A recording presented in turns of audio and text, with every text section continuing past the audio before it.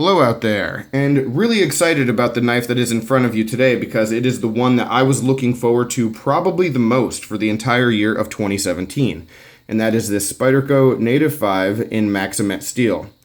And I was looking forward to this one so much because the Native 5 has always been a design that I love. Thought it was a great upgrade from the Native 4, which I also liked a lot, actually. And so when I had the opportunity or heard about the opportunity to get it in this high-end Maxamet steel that should just be really, really excellent in terms of wear resistance, I was stoked. Really looking forward to it, and I actually held off on purchasing an S110V version because I knew I was going to be able to get this. So it's here, really excited to talk about it and share it with you guys, but this is not going to be a review of the design or the model. You should already know that I really like this one, so if you are looking for a review of the Native 5, there are plenty of good ones out there. But what we are going to do today is talk about the qualities of the steel and what makes it different and sets it apart. We're also going to talk about how Spyderco does such a great job of rolling out these new steels and how their efficiency and consistency just really makes it a great experience, I think, for the consumer. And last but not least, I'm going to talk about how this knife is going to be going on a reviewer's gauntlet.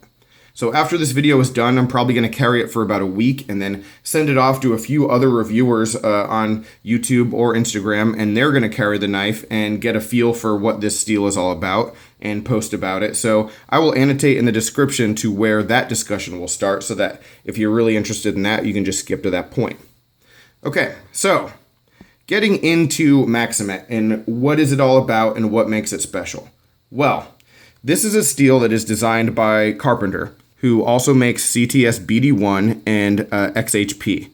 And this one is on a different level, even from XHP, when it comes to edge retention and wear resistance. It's just extremely, extremely hard. And that's what sets it apart, is that it has an extremely high hardness, but it's not nearly as brittle as some other very hard knives. So the steel should be pretty tough in addition to just holding an edge for a very, very long time. Now, this is a tool steel, which will corrode, will get some rust, and it's a tool steel with really low chromium, more similar to M4 than D2. D2 is pretty close to being stainless. It's sort of right there on the line, and this one really has very, very low chromium, so yeah, you will have to take care of it. But one thing that'll help you with that, and you might see this, and I'm going to try to bring the knife closer to the camera, is the stonewash on the blade. And that is a really curious thing coming from Spyderco because so many Spydercos, almost all of them, have a satin finish. Right? So here's our Native 5 and S35VN. You can see almost a mirror reflection in that finish because that's really what Spyderco prefers to do.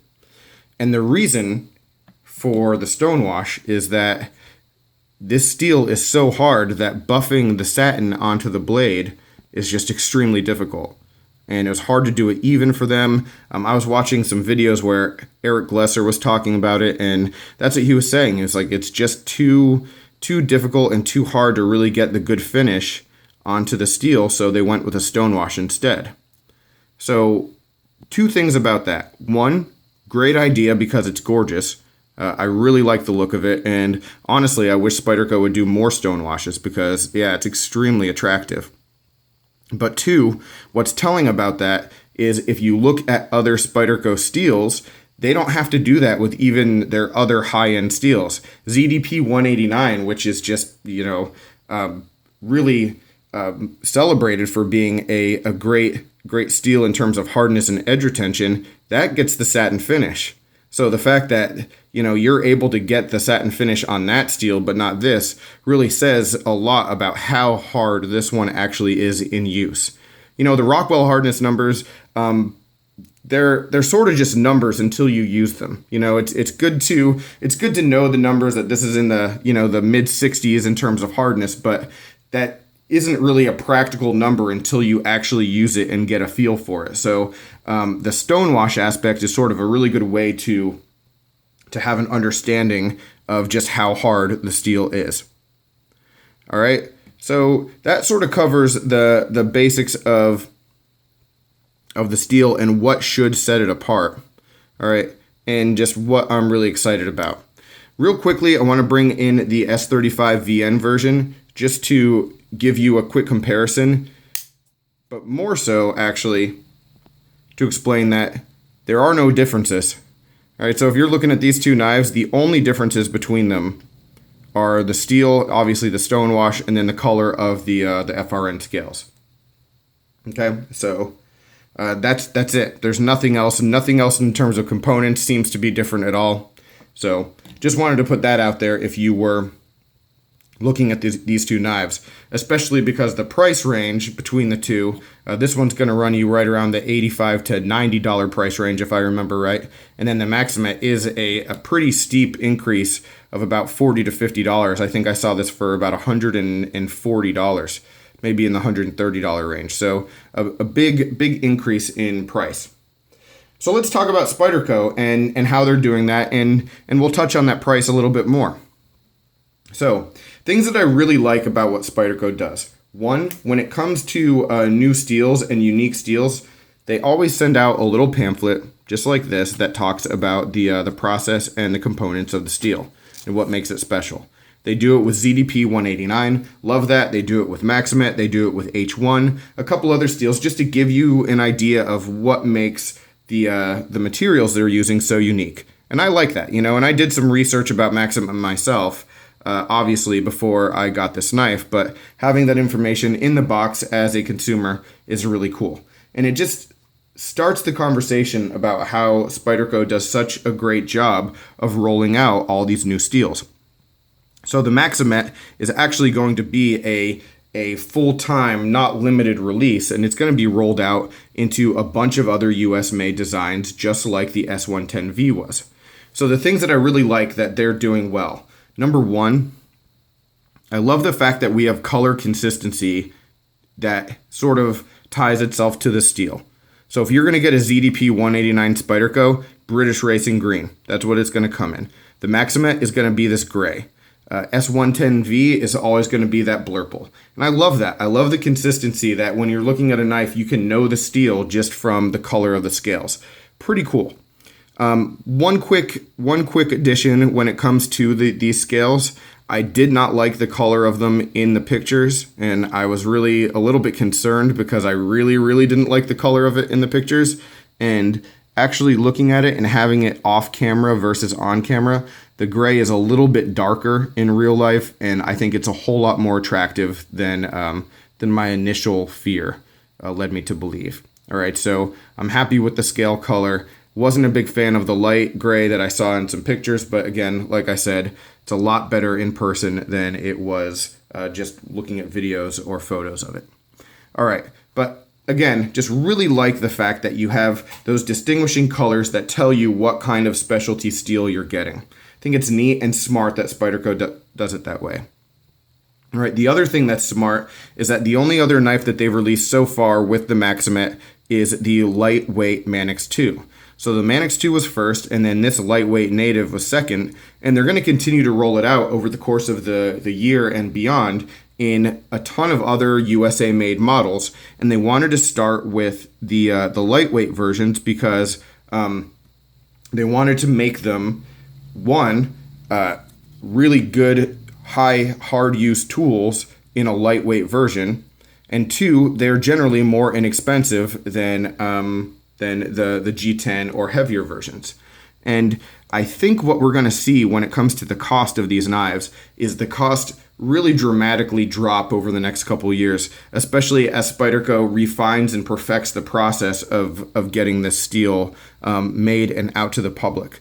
And if this is a popular release and they start to see a pretty good profit margin on it, I think what they'll end up doing is being able to bump it down as the cost of manufacturing will drop after, the initial research and development kind of test runs is out of the way.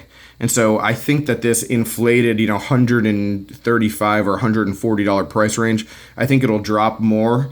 And I think that when we get to the G10 versions in the future, what we'll actually see is a little bit less of a markup. I mean, certainly there will still be a markup, but I don't think it'll be quite as high as what this was versus S35VN. because that is a pretty high markup because S35VN is a darn good steel too. All right, so those are the two main things I wanted to talk about, just how well Spyderco does and how smart they are when it comes to rolling this stuff out, and obviously a little bit of information on Maxamet, but I don't know all that much because I haven't used it yet, so I only know what I'm told, and I really want to get that information. And that leads me into what this knife is going to be doing. And this one is going on the Reviewers Gauntlet. It's going to be going to a number of other people that I really respect and I followed for a while. And we've been planning this for months and months because I was expecting this knife to come out in late January or early February, and it's sort of been pushed back a little bit later than I expected. So we've been planning this and have got a few people on board that are going to be taking this knife and testing it out. And a couple people who use it in the EDC capacity, and a couple people that'll use it really hard, and then a couple people who are really good sharpeners. And so I'm going to link to all of them in the description down below, all of their Instagrams or YouTubes or whatever it is that they do a lot of. And the people are Warpath 101, who I recently did the CRKT Polar modification with. And then from there, it's going to go to, I think, Minnesota Knife Guy up north. And then we're going to go to Machete J, who is a really good sharpener and someone who will get a good feel for what the steel is all about. We're also going to go to Doc P, and I don't remember the end of his username, but I will link to his channel down below. It's one of my favorite channels on YouTube. Love it, and he will most likely really use the knife hard. So excited about that. And then it's also finally going to go to Jeff Jewell, who's just an expert when it comes to sharpening and excellent freehand. So his opinion and his take on what the steel is all about once he gets it in his hand will be extremely interesting for me. So that's sort of what I want to do, getting the steel into a number of people's hands that I respect. Just excited about that and excited to see what people think about it, So I'm going to be sending it off to them in the next week. I don't know that I'll be making another video about my own impressions until after it comes all the way back to me. So again, you should keep up with them because one, they're cool guys that have really good pages and channels to begin with, but two, they should be able to give some really good information and feedback about this knife and this steel. So if you're looking for that, you've definitely come to the right place. All right, guys, so I really appreciate it. Really exciting time as far as this goes because there is a lot more Maxamet on the way from Spyderco, so the way that this goes for me will really help indicate what my interest will be going forward in the rest of the knives, like the Paramilitary 2 maybe coming out in Maxamet. Is that really going to be something I'm interested in? Well, we'll see. So any other questions, comments, complaints, suggestions, as always, let me know down below. Always want to hear from you, but I look forward to it, and I will talk with you soon. And yeah, you'll hear from some of these other guys soon with this Maxamet Native 5. Take care.